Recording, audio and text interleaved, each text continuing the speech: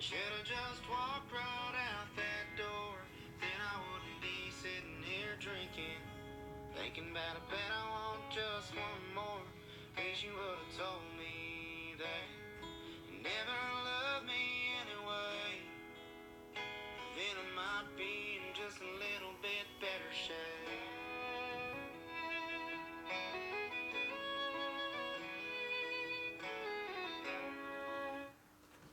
About 2 months ago, I was driving to San Angelo when I received a phone call. When I received the phone call, all I could hear was a shaky voice saying, "She's gone."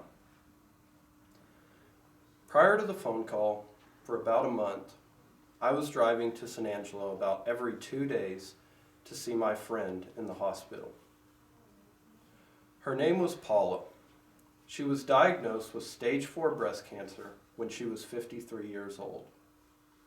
She had survived hundreds of experimental chemo treatments and radiation treatments before her kidneys failed on her 12 years later. Paula and I were great friends.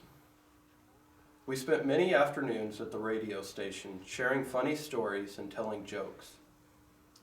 I only knew Paula when she was sick, but for the 4 years that I knew her, I never heard her complain of the endless pain or the needles and prodding.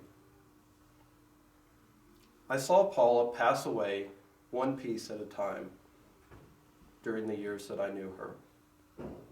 What little hair she had began to fall out. Her fingernails and her toenails fell off. She lost her appetite and lost lots of weight. After many meals, she lost the food that she had just eaten.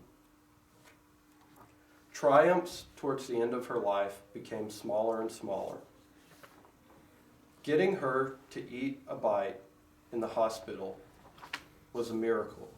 Even getting her to sit up straight was miraculous. My father, 2 weeks before Paula passed away, was diagnosed with carcinoma in his lymph node. Every day, he is driving to San Angelo to receive radiation treatment on both sides of his throat. Next Thursday, he is going to have a feeding tube inserted between his ribs. Yesterday, he missed work because he had a migraine all day. He sits in the chair now every afternoon under an electric blanket without energy.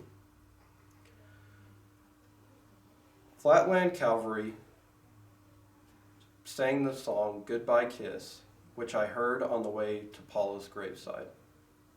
I didn't have to give you one last hug. Maybe then I wouldn't be so fucked up. Goodbye, man. Goodbye, now. See you around. Sometimes it's time, and I know you hate to see me cry, but goodbye, man. Goodbye.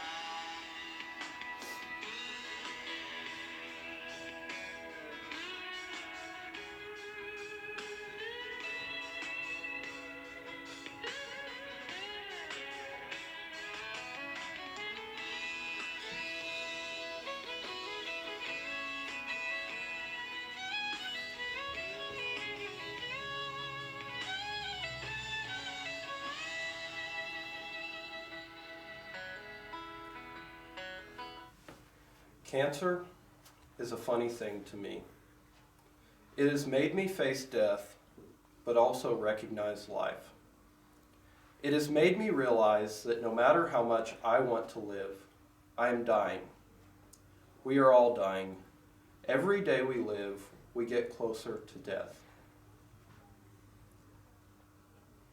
It's not a depressing thing. In many ways, it's a beautiful thing. Because even though we don't know how we will go or when we will go, we have the choice of what we do until then. Through this, I have learned to live like I am dying, because the reality is I am. Life is like a ticking clock. The day you are born, it begins to tick, and you never know when time's going to run out.